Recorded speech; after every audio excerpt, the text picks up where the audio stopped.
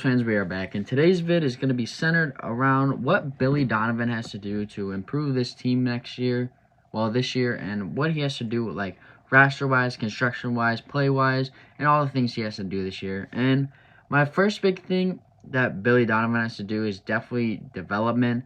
I mean, development is a major thing in the NBA, especially in any sports, and we have a lot of young guys that really need development. We have Io, Jalen Terry, Julian Phillips, Adam Sanago. Even Kobe White can be added to that list. And developing should be our top priority and our main focus in general. I mean, every season it should be. And honestly, Billy Donovan isn't really the best developing coach. He's more of a winning coach that doesn't develop. And he wants to win right now.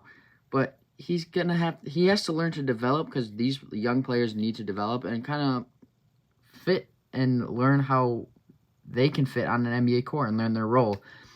And we don't want this young talent to go to waste. I mean, we have multiple times with Max Strus and Spencer Dinwiddie, and look where they are now. Max Strus, a very good role player for the Miami Heat. Spencer Dinwiddie, he's a good role player as well. And my next big thing that Billy Donovan really has to work on this offseason, or just this season in general, is probably running the offense more efficiently, and probably some of his rosters and his lineups that he puts on the floor. The big thing of like how he runs the offense, he really needs to shy away from the iso ball. I know he likes doing it because he has DeMar and Zach, but we really have to shy away from the iso ball and kind of get people like P-Will and other players involved in the plays. Like when P-Will gets the ball, and I know he can ISO as well, but when P-Will gets the ball, I mean, he can attack the rim, he can get to his mid-range spot, he can hit the three-point shot. I mean, P-Will is a very versatile player, and he can do a lot of things on the NBA court. And I think Billy really needs to utilize him more in plays and not really focus on ISO ball with Zach and DeMar. And I think with that, when that happens, we'll get more open shots, such as Zach being open for a catch and shoot, P-Will being open for a catch and shoot. I mean, there's plenty of players that can be open for a catch and shoot. Javon Carter, Torrey Craig, Kobe White. There's everybody.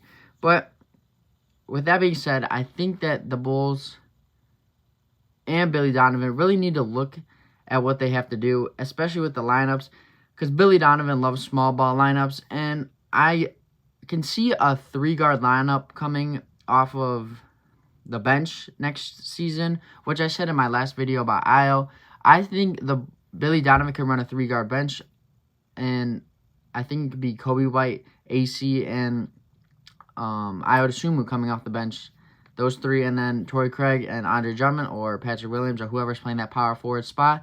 I think that lineup could definitely work with that 3-guard lineup, but I definitely want to see Billy Donovan work matchups well, especially if we need size. I really want him to put in different players and utilize them for their skills and what skills they bring, especially Erlab Bitum. Erlab Bitum could guard probably 1 through 4, and he needs to get NBA playing time, and I think that by the end of the season, he won't be on a 2-way contract. He will be on a Chicago Bulls full NBA contract, which I'm really excited to see him play. But yeah, Billy Donovan really needs to work this offseason on the development part and just how he runs the offense and different lineups he uses and utilizes.